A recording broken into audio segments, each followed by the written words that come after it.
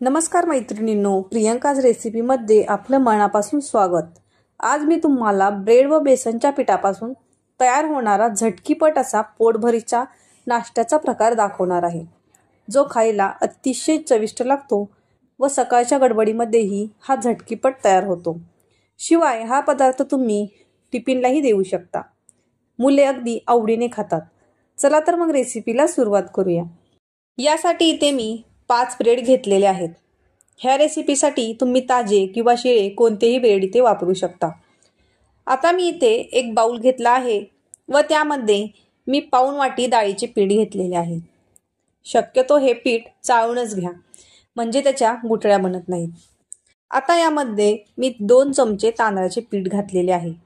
जर तुमच्याजवळ तांदळाचे पीठ नसेल तर ह्या ठिकाणी तुम्ही कॉर्नफ्लॉवरही घालू शकता। आता यामध्ये मी 1 ते 2 हिरव्या मिरच्या अशा प्रकारे बारीक चिरून घातलेल्या आहेत। तसेच एक मध्यम आकाराचा कांदा अशा प्रकारे बारीक चिरून घातलेला आहे व एक टोमॅटो अशा प्रकारे बारीक चिरून घातलेला आहे।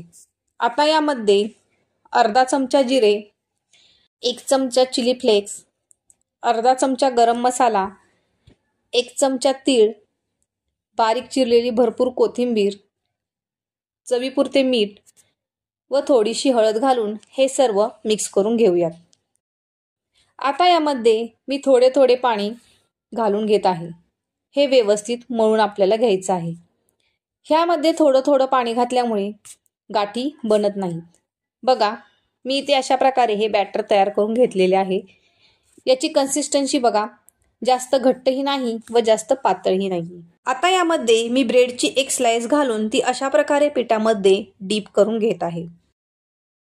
तुम्ही हवे असेल तर चमच्यानेही हे बॅटर ब्रेडला अशा प्रकारे लागून घेऊ शकता। आता पॅन गरम झालेला आहे, त्याला थोडेसे तेल लावून घेऊन पिठामध्ये डीप केलेला ब्रेड पॅनवर अलगद सोडून घ्यायचा व त्याच्यावर परत तुम्ही जर तुम्हाला ब्रेडला बॅटर कमी लागले आहे असे वाटत असेल तर त्याच्यावरती चमच्याने अशा प्रकारे हे बॅटर सोडून घ्यायचं। आता साइडने थोडेसे तेल सोडून ह्यावरती 2 मिनिटे झाकण ठेवून घ्यायचे। 2 मिनिटे झालेले आहेत। बघा, ह्याला छान वाफ लागली गेली आहे। आता हे अलगद पलटून घेऊया। बघा, कलर तर किती छान आलेला आहे। हे बनवताना गॅस अजिबात मोठा करायचा नाही, मीडियम फ्लेमवरच ह्याला छान अशा प्रकारे उलटण्याच्या साहाय्याने दाबून दाबून भाजून घ्यायचं। तसेच यामध्ये पीठ बनवताना तांदळाचे पीठ घातल्यामुळे हे अगदी खुसखुशीत तयार होतात। आता हे पलटून घेऊया। बघा, हे एकदम छान भाजले गेले आहे। तरीही मी परत ह्याला 1 ते 2 मिनिटासाठी उलटून पलटून भाजून घेत आहे। हे आता तयार झालेले आहे। हे काढून घेऊयात। बघा, किती छान दिसत आहे। मी तुम्हाला आणखीन एक सोडून दाखवते। पॅनमध्ये तेल सोडून अलगद हाताने हे पॅनमध्ये ठेवायचे व परत ह्याच्यावर चमच्याने बॅटर थोडेसे सोडून घ्यायचे। तसेच साइडने थोडेसे तेल सोडून 2 मिनिटासाठी झाकण ठेवून द्यायचे व 2 मिनिटे झाल्यानंतर उलट पुलट करून हे छान खरपूस भाजून घ्यायचे। आता हे सर्व करून घेऊयात। हे सर्व करताना अशा प्रकारे सँडविच सारखं मधून कट करून घ्यायचं। ह्याचा कलर, टेक्स्चर बघून मुलं हे खूप आवडीने खातात। हे तुम्ही मुलांना सॉस सोबत देऊ शकता किंवा तसेच नुसतेही देऊ शकता। मुले आवडीने खातील।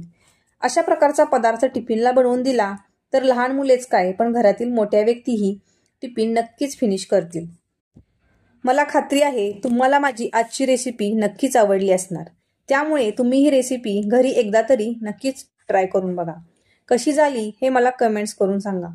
पुन्हा भेटूया नवीन व छानशा रेसिपी सोबत। व तुम्हाला जर माझ्या रेसिपी आवडत असतील तर माझ्या प्रियंकाज रेसिपी या चॅनलला लाईक, शेअर आणि सबस्क्राईब नक्की करा। धन्यवाद।